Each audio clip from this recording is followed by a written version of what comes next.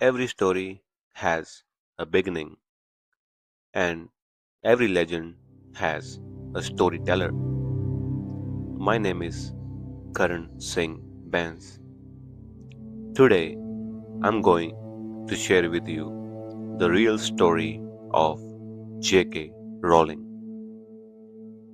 Before the fame, before the money, before the movies, before the whistles, there was a woman sitting alone in silence, no spotlights, no interviews, no one calling her name, just a quiet room and a heavy wind. She was not dreaming of success, she was trying to survive. At this moment in her life, she had no money, no job, no clear future she could see.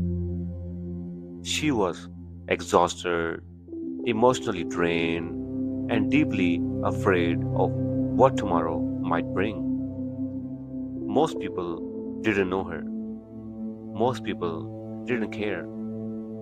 To the world, she was invisible, just another struggling woman with a story nobody was waiting to hear. But what the world could not see was this. Inside her silence, there was a story powerful enough to change millions of lives. And this is where her real journey began. She was not born powerful. She was not born confident. She was not born lucky. She was a quiet child. The kind of child who stayed in the background. The kind who listened more than she spoke. While other children played loudly, she disappeared into stories. Books became her escape. Pages became her safe place. When the world felt confusing, stories made sense. When life felt heavy, writing made it lighter. Even as a child, she felt different. Her home was not always peaceful. There was stress, there was intention, there was illness.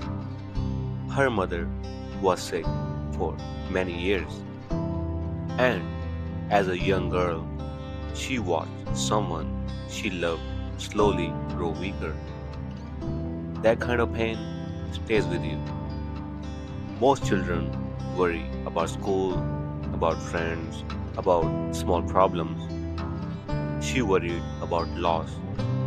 She worried about things children should never have to worry about. This is where she learned something early. Life does not promise fairness. Writing became more than a hobby.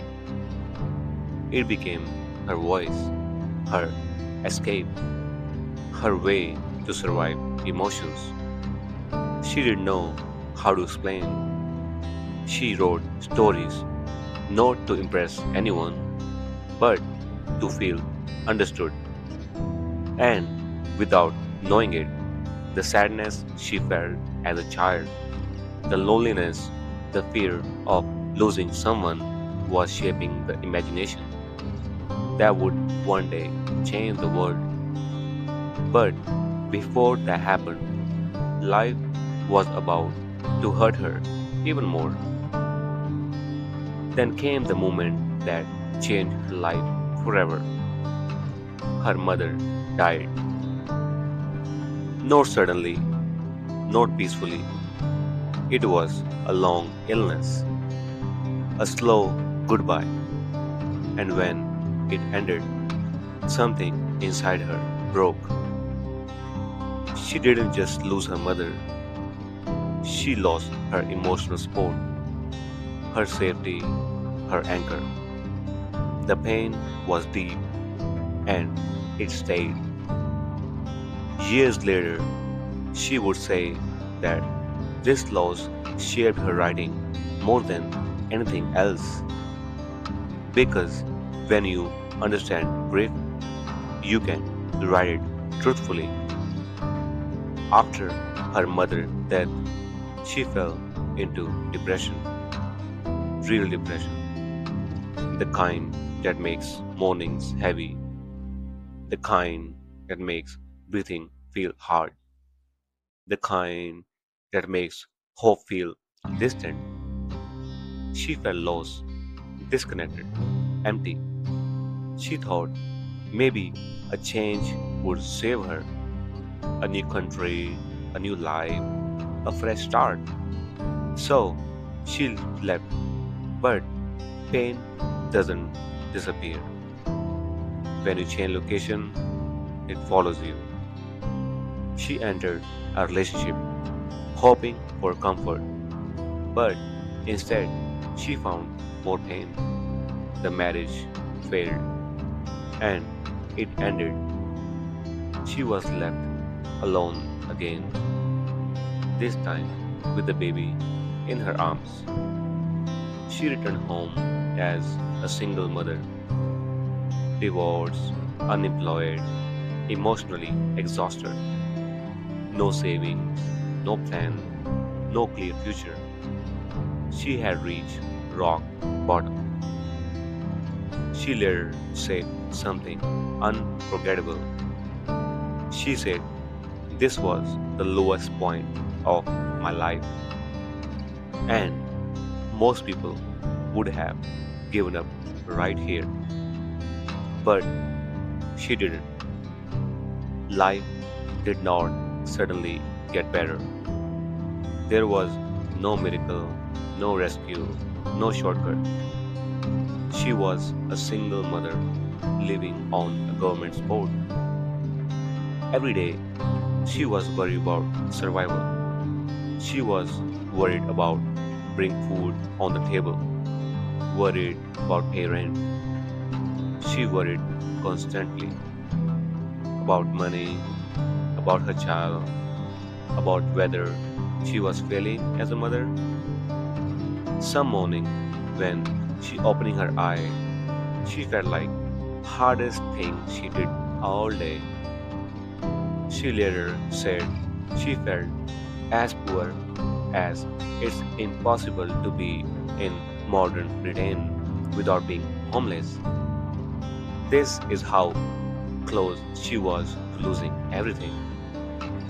There was moment when she felt shame, shamed of needing help, shame of her situation, shame that her life looked nothing what she once imagined. She felt invisible, like the world had already decided she didn't matter. But even the darkness, there was something inside her that refused to die. A story, not a plan, not a business idea, just a story that had been living in her mind for years.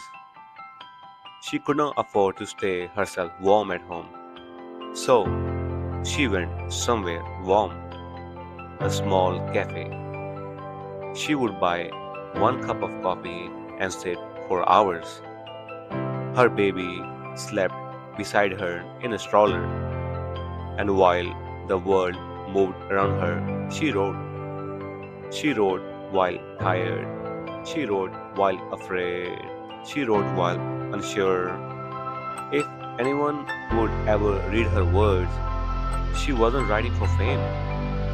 She was writing because it was the only thing that made the pain feel lighter. On those cafe tables, between fear and hope, a story was taking shape. A story about a lonely boy, a boy who didn't belong, a boy who would one day change her life forever. When the book was finally finished, she felt something she hadn't felt in a long time: hope. Not confidence, no certainty, just hope. She believed quietly that maybe this story would change everything. Maybe this was her way out. She sent her manuscript to publisher, and then she waited. Days passed, weeks passed, then letters came. Not acceptance letters, rejection letters. One publisher said no, then another, again and again and again. 12 publishers rejected her book.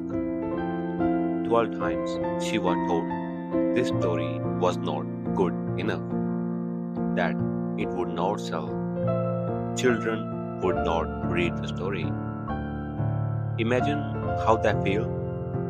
You are broke, you are exhausted, you are responsible for a child. That one thing you believed in is being rejected by everyone. Each rejection felt personal. Each one whispered the same message: give up. This was the moment most dreams die. Not because people lack talent, but because rejection hurts. Because doubt gets loud. Because quitting feels easier than hoping again. She could have stopped. No one would have blamed her. But she didn't quit. Not because she was fearless, but because she had nothing left to lose. She didn't believe she was special. She just believed in her story. And when you refuse to quit, even after the world tells you no, sometimes all it takes is one small yes. Then all the rejection, after all the doubt, one publisher said yes.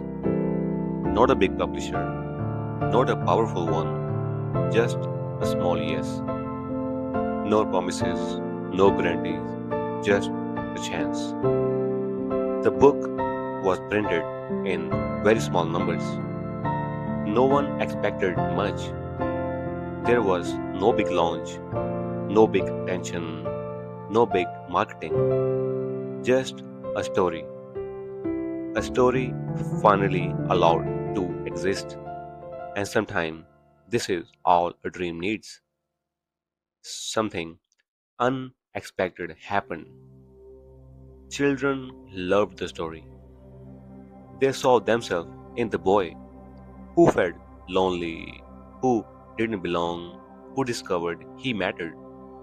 The book passed from hand to hand, from school to school, quietly, then loudly. That story became Harry Potter, and the woman who once sat alone in silence became one of the most successful authors the world had ever known. But success was not the most important part of her story. She once said something powerful. She said, rock bottom became the solid foundation on which I rebuilt my life. Failure didn't destroy her, it prepared her. If you are struggling right now, if you feel invisible, if you feel rejected, if life feels unfair, remember this: your story is not over.